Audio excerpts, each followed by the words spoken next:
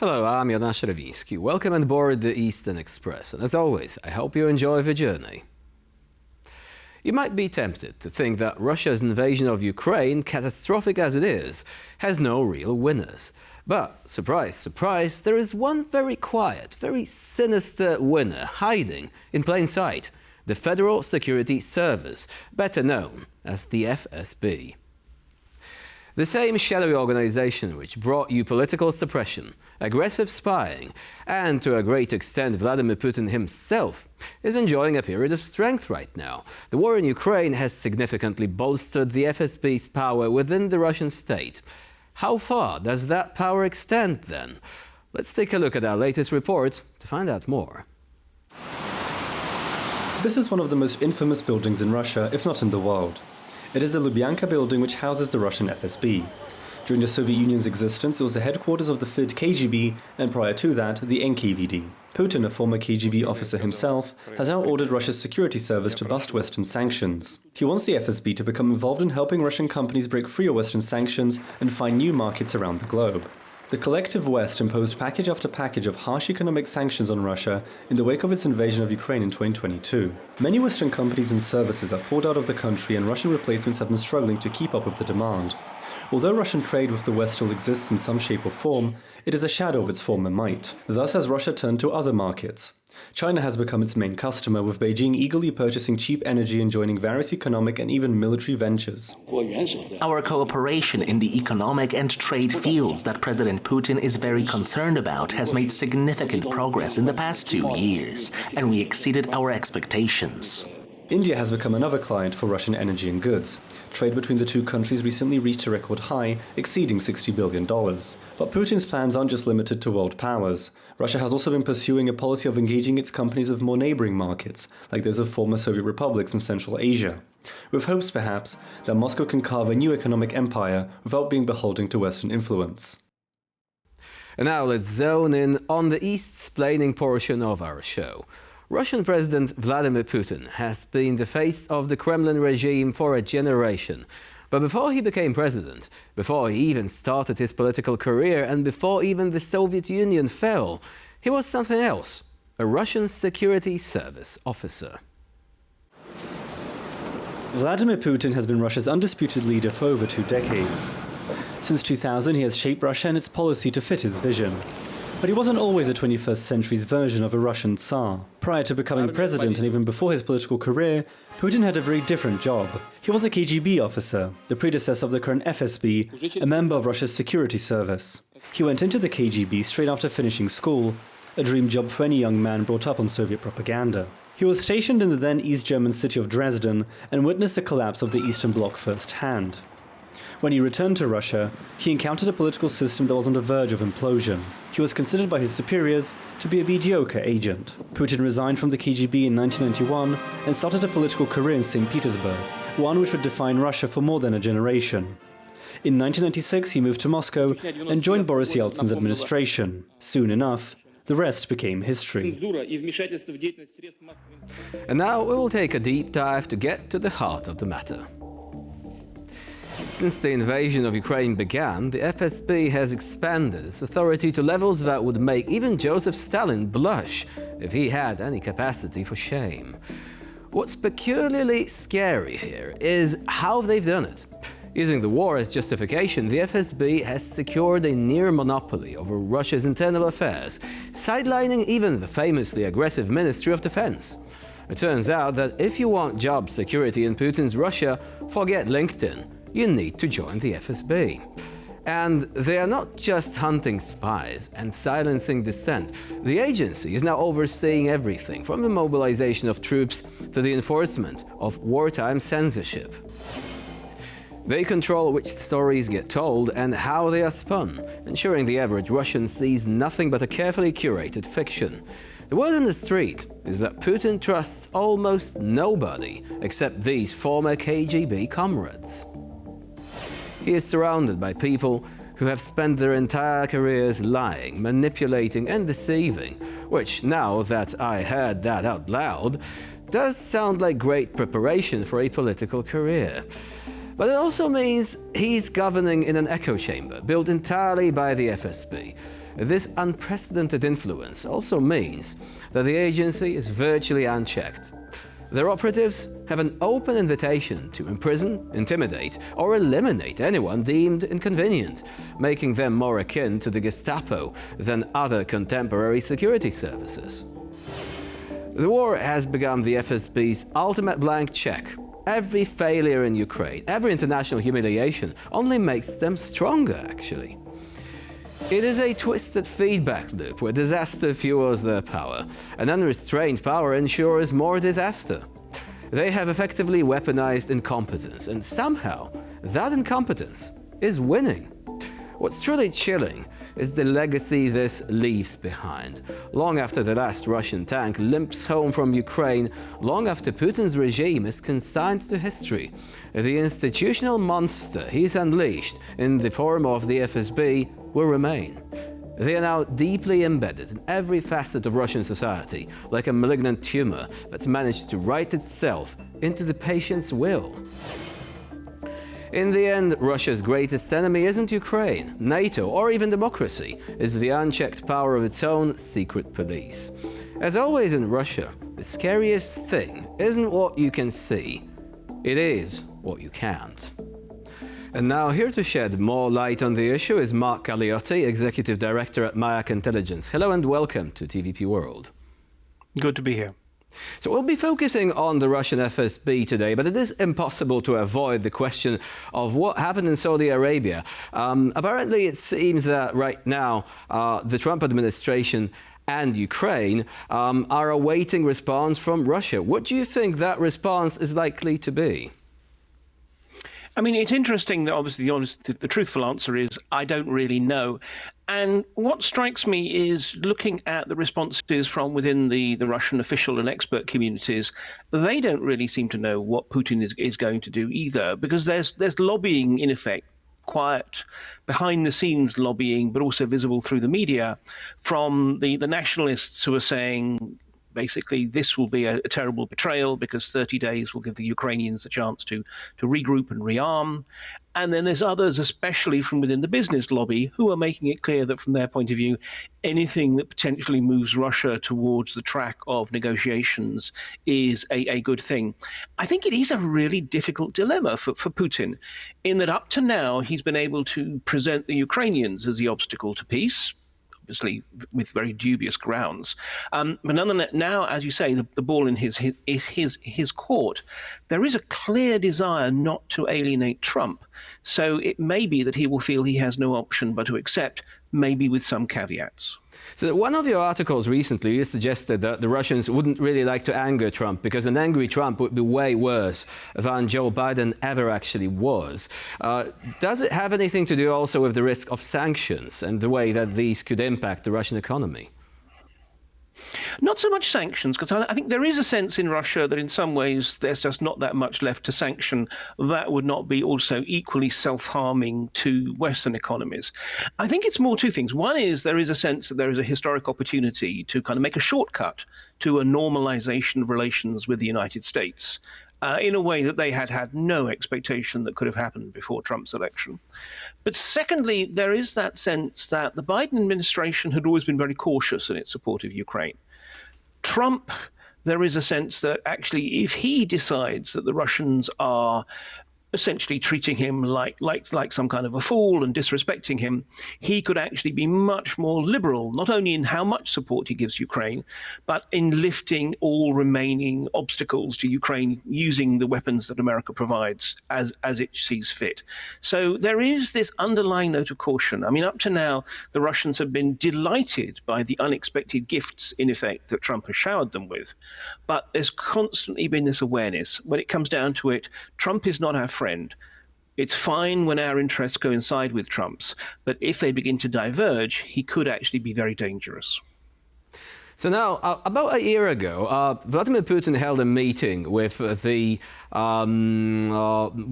the top brass of the intelligence community inside Russia, in particular the FSB. And the order of the day was to support Russian companies in the light of sanctions that were already in effect, in order to allow them to survive, to weather the storm, as it were. Do you think that this is one of the reasons why Russia is less afraid of sanctions? Because the intelligence community is standing firm behind Russian businesses, which are affected by all these measures? To be honest, I don't actually think that the Russian intelligence community can really do that much, except often weigh in on rivalries between firms. I think it's more, it reflected two things. First of all, the fact that in some ways, in Putin's mind, the intelligence community, and particularly the FSB, the Federal Security Service, is the ultimate political Swiss Army knife.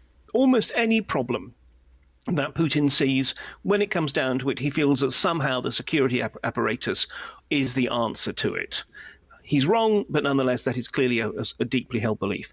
The second is actually the degree to which the security agencies themselves, which we must remember are amongst some of the most deeply corrupted institutions within Russia, want to get involved in the business sector, because the more involvement they have, the more chance they have to essentially enrich themselves by supporting their sort of proxies in takeover bids and such like. So actually, I mean, Putin may think that this is strengthening Russia's position, but it's actually deepening the degree to which embezzlement and corruption have become at the heart of the economy. When it comes to the approach to the war, because you said there is a bit of a rivalry when it comes to the decisions to be made by Putin on the question of a potential ceasefire and possibly a peace deal further down the line, where does the FSB stand on that? Would the security apparatus be in favor of continuing the war, or would the business acumen of some of those individuals actually come to the fore, leading them to advise the conflict to be frozen, at least for the time being? Well, there's no kind of official institutional position, obviously, but as near as we can tell, Alexander Bortnikov, who is the head of the FSB, is essentially a Putin man through and through. He will do whatever Putin says, but his own instincts tend to be quite nationalist and quite hawkish. And overall, I think as an institution, the FSB, in some ways, perversely actually finds the war useful. There are concerns down the line that actually the damage being done to the Russian economy and society as a whole could lead to unrest. And there are some within the FSB who are saying, actually, we really should try and cool things down now before things become too dangerous. But in the main, the FSB has benefited from this war. Even though, in many ways, the whole blunder of the initial invasion was based on false information that they provided Putin, nonetheless, they're still able to use this war as their excuse for cracking down on anyone they don't like, for expanding their powers, and generally for increasing their profile and presenting themselves to Putin as the ultimate and necessary backstop to his regime, which is why they don't get reformed, they don't see any squeeze on their budgets, and Putin doesn't even really question them, even when they clearly are failing to do their job properly. What about the domestic situation? It could be argued that ever since Putin came to power, it has been slowly going in that direction. But the onset of the war in Ukraine really allowed them to turn things up to 11 when it comes to repressions against journalists, free speech and all that, with the FSB obviously being a key instrument of implementing those policies. So does this mean that Russia is now in a sort of modern-day equivalent of the Stalinist period in a way, or at least something approaching that in terms of spirit, perhaps, if not the actual state of affairs? I think I'd hesitate before drawing any kind of parallels with the sort of massive industrial scale murder machine that was the Stalinist state. If anything, I think what we're actually seeing is much more sort of 1970s style Soviet Union, where you have on the one hand a slowly stagnating economy, and on the other hand an increasing reliance on what was then the KGB, the secret police, now the FSB, precisely to identify actual and potential dissidents, and to put them in prison, put them in psychiatric hospitals, or just generally to put psychological pressure upon them. I think that's where we're at the moment. I mean, yes, absolutely, this is a state which has abandoned even the last little pretenses of democratic sort of foundations. and instead is really just now a thuggish authoritarian police state. In some ways, it's not so much like an ideological regime like the Soviet one. It's like some kind of banana republic, which is all just simply about maintaining the power of the single strong man at the top and a deeply corrupt elite who want to continue to be able to embezzle in peace. So what are the lessons to be learned from that for the West? Because essentially, obviously, we're looking at the situation and searching for weak spots, right? Searching for pressure points that could be applied. And there had been many suggestions after the war started, or shortly before the war actually began, that Russia would not be able to sustain this, that the trouble within the economy would result in a turmoil, possibly leading to Putin being deposed. Nothing like that happened. So is there perhaps any update on that when it comes to the way in which the security apparatus and its dominance within Russia today, is this a strong backbone which allows the regime to stand, or does it actually have weak points which could be exploited? Oh, it certainly has weak points. I think what we see is a regime that is strong but brittle. So in other words, yes, at the moment, Putin still has essential control over the security apparatus, and that security apparatus is depressingly efficient often at being able to diffuse and, if need be, crush any real signs of resistance within society.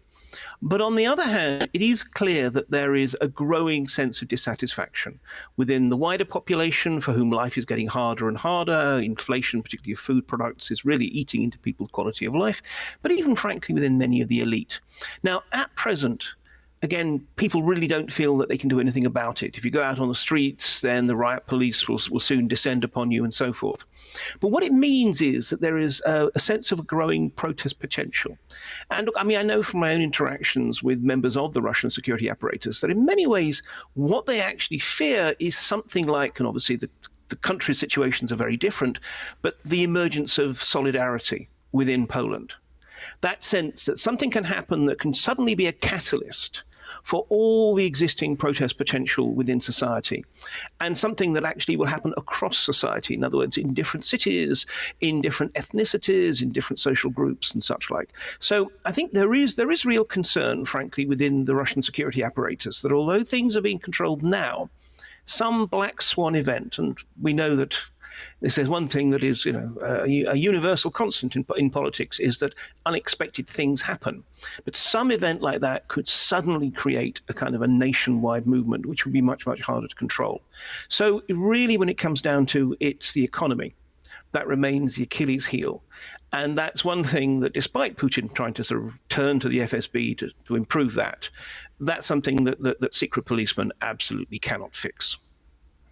Mark Galeotti was our guest today here on TVP World. Thank you very much for joining us and for sharing your insight. And now we're moving on to Eastern News Flash, a series of all the other stories from the East that you absolutely don't want to miss. The heads of defense of European nations have been discussing a possible blueprint for deploying a peacekeeping force to Ukraine. Such a mission would only take place in the event of Kiev and Moscow negotiating a ceasefire, however. It seems that European nations are starting to take the matter of sending a peacekeeping force to Ukraine very seriously. The heads of the militaries of 30 European and NATO countries have convened in Paris to discuss what such a mission would even look like. The United States, however, is absent from these talks, and were not, according to anonymous European officials, even invited. The officials told Radio Free Europe that Europe needs to start taking its responsibility for post-war security very seriously. The French defense minister has hinted that the discussions will also center on plans for defending NATO's eastern flank should contributions from, quote, certain countries decrease. This summit and comments come after US President Donald Trump suggested that Europe has been under the US defense umbrella for far too long and should start fending for itself. France and the United Kingdom, on the other hand, have been at the forefront of efforts to create a so-called coalition of the willing, made up of European states that would defend Ukraine after a peace deal was reached. OSCE Secretary-General Feridun Sinirlioglu has called Russia a very important partner within the organization's framework. His words come after a meeting with Russian Foreign Minister Sergei Lavrov. The meeting between the Russian foreign minister and the OSCE Secretary General was described as, quote, productive and frank by the latter. Liolu declared he was committed to working with all 57 states which take part in the organization, pointing out that Russia is one of its founding members. He did not condemn Ukraine for carrying out strikes against Russian territory and instead said he hoped for a swift end to the conflict. The OSCE was established as a platform to prevent armed conflicts and offer monitoring programs should the need arise. It is mainly focused on areas such as arms control, free speech, human rights and fair election processes. In 2024, the Russian parliament voted to suspend Moscow's participation in the OSCE Parliamentary Assembly, calling it anti-Russian and allegedly discriminatory. Close to half of all Ukrainians say that forfeiting a NATO membership and territorial concessions in exchange for the end to the war is unacceptable. The majority of Ukrainians also think that the West is holding back military aid over concerns of Russia losing the war. In a poll for the Kyiv Independent, the Kyiv International Institute of Sociology says that just over 47% of Ukrainians consider it completely unacceptable to abandon the country's NATO aspirations and give up territory in exchange for peace. Only slightly over 8% of them say that they would easily agree to such a scenario, and 38.1% called the proposal difficult, but generally acceptable. Very recently, the US Secretary of State Marco Rubio said that Kyiv would have to make territorial concessions as part of a deal to end the war caused by Russia. The Ukrainian Foreign Ministry has said, however, that Kyiv was not formally asked by Washington to agree to such concessions. What's more, over 50% of Ukrainians believe that the West has been withholding aid to Ukraine over concerns that Russia would lose the conflict. Such a result of the war, some observers say, could have unforeseen consequences for the entire region and perhaps Eurasia as a whole. This poll was conducted in the wake of the Trump administration's decision to freeze military aid to Ukraine and pause intelligence sharing with Kyiv. And for this episode of Eastern Express, it's the end of the line. Please stay with us here on TVP World for more latest news and updates.